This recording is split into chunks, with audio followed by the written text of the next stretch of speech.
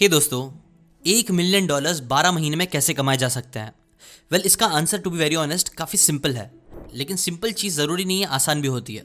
जैसे कि for example, अगर आपको $1 मिलियन कमाना है तो इसके कई सारे तरीके हैं। अच्छा, अगर समझने के लिए $1 मिलियन को मैं 1 करोड़ से रिप्लेस कर दूँ तो देखो, अगर आपको 1 करोड़ कमाना है तो आप कई सारी चीज़ें कर सकते हो। जैसे कि फॉर एग्जाम्पल, अगर आप 10 रुपये की चीज़ें 10 लाख लोगों को बेचोगे तो आप 1 करोड़ कमा लोगे। अगर आप 100 रुपये की चीज़ 1 लाख लोगों को बेचोगे तो भी 1 करोड़ कमा लोगे। या फिर अगर 1000 रुपये की चीज़ 10,000 लोगों को बेचते हो तो भी 1 करोड़ हो जाता है। और ऐसे ही पूरा चार्ट आप देख सकते हो। ऑन द अदर हैंड, ये तो मैं सिर्फ एक प्रोडक्ट की बात कर रहा हूँ। अगर आप मल्टीपल प्रोडक्ट्स क्रिएट करते हो, जैसे कि फॉर एग्जांपल अगर आप 5 अलग अलग प्रोडक्ट्स क्रिएट कर लेते हो और उन 5 प्रोडक्ट्स के 25 यूनिट्स को भी बेचते हो, तो मल्टीपल प्रोडक्ट्स क्रिएट करके भी आप $1 मिलियन तक पहुंच सकते हो। नाउ रियान ने ये चीज़ को एक्चुअल में करा भी है। वो अपनी बुक 12 मंथ्स टू 1 मिलियन में स्टेप बाय स्टेप प्रोसेस समझा रहे हैं कि कैसे आप बिजनेस स्टार्ट कर सकते हो और 7 फिगर इनकम तक जनरेट कर सकते हो इन लेस देन 365 डेज।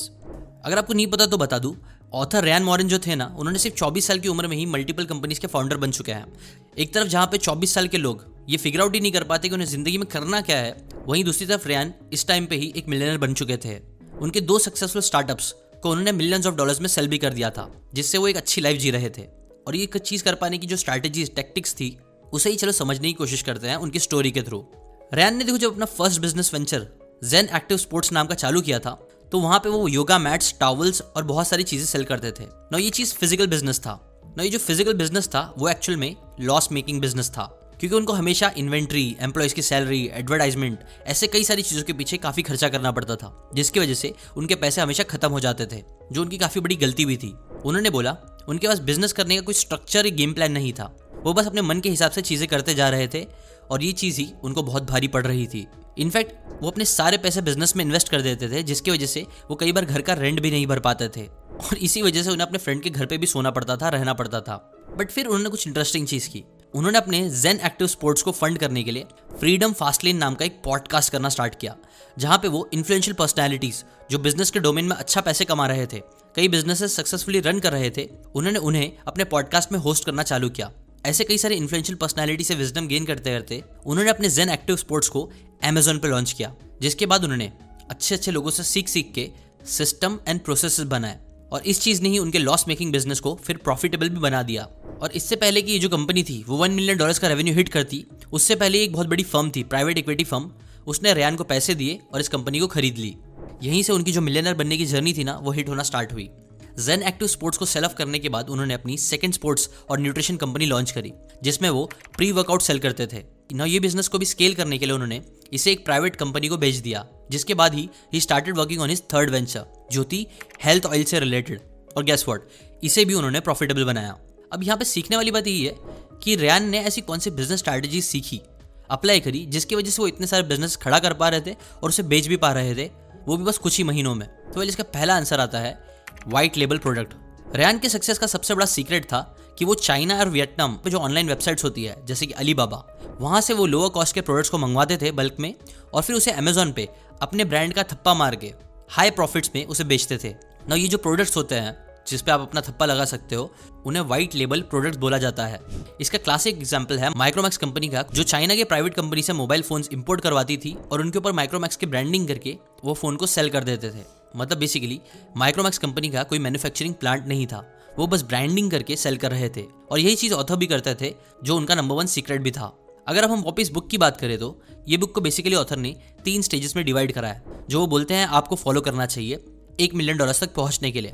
पहला स्टेज होता है ग्राइंड स्टेज, जो स्टार्टिंग के 1st से 4th मंथ के लिए होता है। सेकंड स्टेज होता है ग्रोथ स्टेज, ये 5 से 90 महीने तक होता है। और थर्ड होता है द गोल्ड, जो होता है 10वें से 12वां महीना। ना ये तीनों स्टेजेस से अगर आपको गुजरना है तो सबसे पहले तो आपको ये क्वेश्चन पूछना है कि what product should I sell, जिसे आप ग्राइंड स्टेज भी बोल सकते हो, पहला स्टेप। ना यहाँ पे वो पॉल मिलर का एग्जाम्पल बताते हैं। पॉल मिलर एक सक्सेसफुल बिजनेसमैन थे, जिन्हें रात को ना बराबर नींद नहीं आती थी। तो वो क्या करते थे, हेडफोन्स लगा के पॉडकास्ट सुनते रहते थे, जिसे सुनते सुनते वो कई बार सो जाते थे। लेकिन ये चीज़ करते वक्त उन्होंने रियलाइज किया कि हेडफोन्स का यूज़ करना सोने के टाइम काफ़ी अनकंफर्टेबल था और ऐसी हेडफोन्स की कई बार क्वालिटी भी इतनी अच्छी नहीं होती थी। उन्हें लगा कि ये हेडफोन्स को ना बेटर बना सकते हैं, इसलिए फिर उन्होंने कुछ क्वांटिटीज़ में हेडफोन्स मंगवाए और उन्हें खोल के उनके ऑडियो क्वालिटी और बिल्ड क्वालिटी को बेटर बनाया। हेडफोन्स को एक्सपेरिमेंट कर करके और कंफर्टेबल बनाया, ताकि आपको सोते टाइम भी म्यूजिक या पॉडकास्ट सुनना हो तो आप कंफर्टेबली उसे सुन सको। बिना आपको प्रॉब्लम हुए। और यहीं से जन्म हुआ कोजी फोन्स नाम के स्लीपिंग हेडफोन्स का, जो उन्होंने फिर अमेजोन पे सेल करना स्टार्ट किया। और गेस व्हाट, ये चीज़ लोगों को इतनी पसंद आई कि फिर वो बेस्ट सेलिंग प्रोडक्ट भी बन गया अमेजोन पे। अमेजोन पे आते ही उन्होंने कोजी फोन्स को बहुत बड़ी बड़ी क्वांटिटीज में सेल करना स्टार्ट किया और फिर 4 साल में पॉल ने कोजी फोन्स को $6 मिलियन का रेवेन्यू जनरेट करवाया। है ना ये चीज़ अमेजिंग। बट उन्होंने एक गलती कर दी, उन्होंने अपना प्रोडक्ट का पेटेंट नहीं करवाया था, जिसी वजह से कई सारे कॉपीकैट स्ट्रैटेजी यूज़ करने वाले लोग आ गए जो उनके प्रोडक्ट को कॉपी करने लग गए थे। और ये चीज़ काफ़ी कॉमन भी है, जहाँ पे लोग किसी भी प्रोडक्ट के हिट होने का वेट करते हैं और फ़ौरन फिर उसे कॉपी करके वही प्रोडक्ट को सस्ते दाम में बेचने लग जाते हैं, जिसकी वजह से कंपटीशन बहुत बढ़ जाता है। ना ये चीज़ को बीट करने के लिए पॉल ने क्या किया पता है? उन्होंने यहाँ वहाँ पे ज़्यादा फोकस करने के बजाय उन्होंने बोला कि मैं सिर्फ अपने प्रोडक्ट को और बेटर बनाने पे ध्यान दूंगा, जहाँ पे वो बेस्ट से बेस्ट अपना प्रोडक्ट देंगे और कस्टमर्स को बेस्ट से बेस्ट सर्विस देंगे। और इसी एजेंडा के साथ वो आगे बढ़ते रहे। उन्हें पता था अगर वो अपने प्रोडक्ट्स को बेटर बनाते रहेंगे तो ईजिली अपने कॉम्पिटिटर्स को बीट कर देंगे उनके अच्छे रिव्यूज़ की वजह से। ऐसे ही उन्होंने स्टार्टिंग में काफ़ी ग्राइंड किया अपने प्रोडक्ट को अच्छा विनिंग प्रोडक्ट बनाने के लिए, जिस चीज़ ने उन्हें $1 मिलियन कमा के दी। और ऐसे कुछ आपको भी स्टार्टिंग में करना पड़ेगा। यहाँ पे आप देखो कि कौन सा प्रोडक्ट आप बना सकते हो, ऐसी कौन सी मार्केट में नीड है जो आप खुद से मेहनत करके फुलफिल कर सकते हो, लोगों की ज़रूरतें पूरी कर सकते हो, उसके ऊपर ग्राइंड करो। स्टार्टिंग में it's all about the grind. और अगर अच्छे से ग्राइंड करके अच्छा प्रोडक्ट निकाल देते हो, फिर सेकंड आता है create a series of products and make 25 sales per day, जिसे बोलते हैं ग्रोथ स्टेज। एक बार जब आपका एक प्रोडक्ट बन गया तो उसके बाद आपको मल्टीपल प्रोडक्ट्स पे फोकस करना है। इसके एग्जाम्पल के लिए ऑथर ऑब्री मार्कस का बताते हैं, जो एक्चुअल में एक हसलर थे। उन्होंने कई मल्टीपल वेंचर्स ट्राई किए थे। उनका जो फर्स्ट वेंचर था टॉयज एंड हैंगओवर सप्लीमेंट का, उन्हें उसके अंदर जरा भी सक्सेस नहीं मिली थी, फुलफिलमेंट भी नहीं मिली थी। But going back to time, Aubrey बोलते हैं ना कि वो टाइम पे मैं रेडी ही नहीं था, मेरे पास उतनी इन्फॉर्मेशन नहीं थी और बहुत सारी चीज़ों में मैं लैक कर रहा था। जबकि वो फेलियर्स ने भी मुझे बहुत कुछ चीज़ें सिखाई, जैसे कि 3 इंपॉर्टेंट चीज़ें जो मैंने सीखी अपने फेलियर से, अपने प्रोडक्ट के हिट ना होने से। नंबर 1, प्रोडक्ट क्रिएट कैसे किया जाता है। सेकंड, उसे सेल कैसे किया जा सकता है। और थर्ड, उसका एडवर्टाइजिंग कैसे करी जाती है। ये पूरे प्रोसेस में उन्होंने बहुत सारे लोगों से नेटवर्क भी करा और नेटवर्क करते करते ही उनकी मुलाकात द नंबर 1 पॉडकास्टर जोई रोगन से हुई। जोई ने ऑब्रे को अपने इस पॉडकास्ट में इन्वाइट किया और बातों ही बातों में ऑब्रे ने अपने टॉयज़ के प्रोडक्ट्स को प्रमोट कर दिया। जैसे ही जोई ने उन्हें पूछा कि what are you into, Aubrey ने कहा I am into nootropics. Nootropics basically एक सप्लीमेंट है जो आपके brain power, memory, motivation, focus को बूस्ट करता है ना। पॉडकास्ट में ना ऑब्री ने बोल दिया कि मैं पूरे वर्ल्ड में सबसे बेस्ट नूट्रोपिक्स बना सकता हूँ और ये मैं बना के भी दिखाऊंगा। तो उसी टाइम पे जोई ने ऑब्री से ये प्रॉमिस लिया कि आप है ना बेस्ट नूट्रोपिक सप्लीमेंट बना के दिखाओ।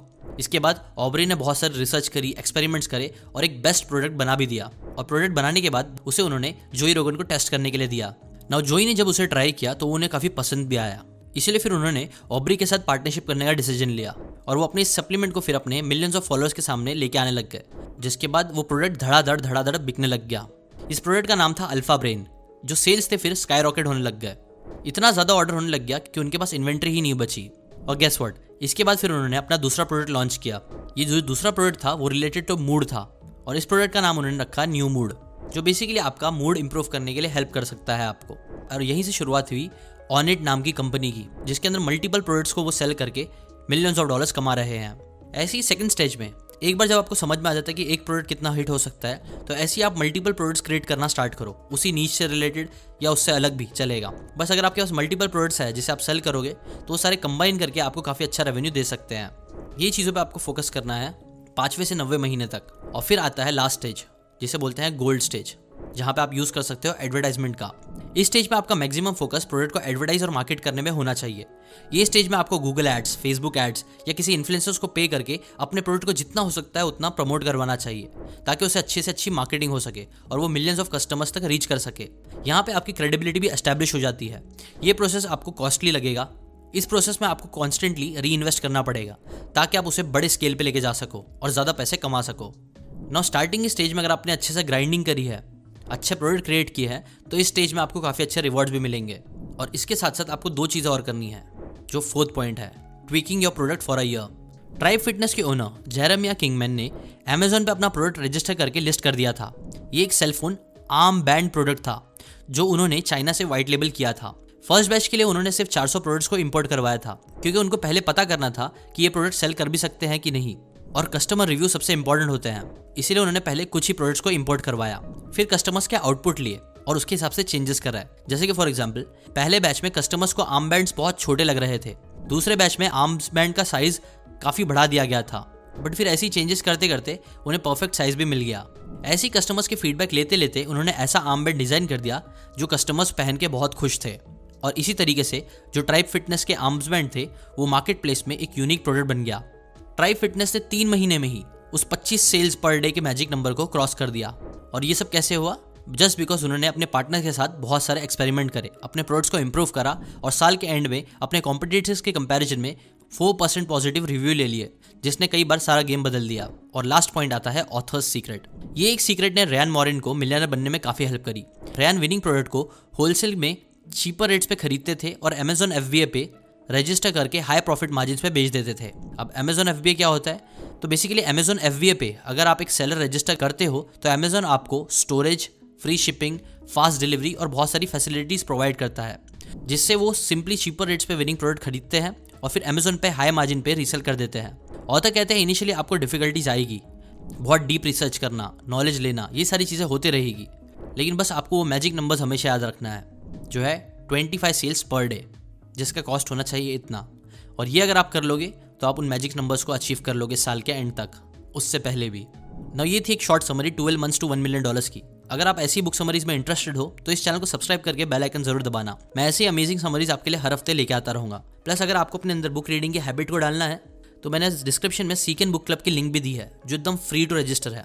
वहाँ से जाके आप हमारी कम्युनिटी का पार्ट बन सकते हो, जहाँ हम लोग कई सारी चीज़ें आपको फ्री में प्रोवाइड कर रहे हैं, तो उसे भी ज़रूर चेकआउट करो। अभी के लिए बस इतना ही। अगर आपको ये वीडियो पसंद आया तो लाइक, कमेंट, शेयर ज़रूर करना, ताकि हमारी जो बुक कम्युनिटी है वो बढ़ सके, लोगों में बुक पढ़ने का शौक पैदा हो सके, जो काइंड ऑफ मेरा मिशन भी है। मिशन इसलिए बिकॉज रीडिंग ने पर्सनली मेरी लाइफ को कंप्लीटली चेंज कर दिया है, health, wealth, love and happiness her segment में। और मैं जानता हूँ कि अगर आप लोग भी रीड करना स्टार्ट करोगे तो ये एक हैबिट, ये सिंगल कीस्टोन हैबिट आपकी भी लाइफ को कंप्लीटली चेंज कर सकता है। इसलिए खुद भी रीड करो और दूसरे के अंदर भी रीडिंग की हैबिट डालो, इस चैनल का पार्ट बन के, हमारी कम्युनिटी का पार्ट बन के। अभी के लिए बस इतना ही। मिलते हैं नेक्स्ट वीडियो में नेक्स्ट बुक समरी के साथ। Till then, bye bye.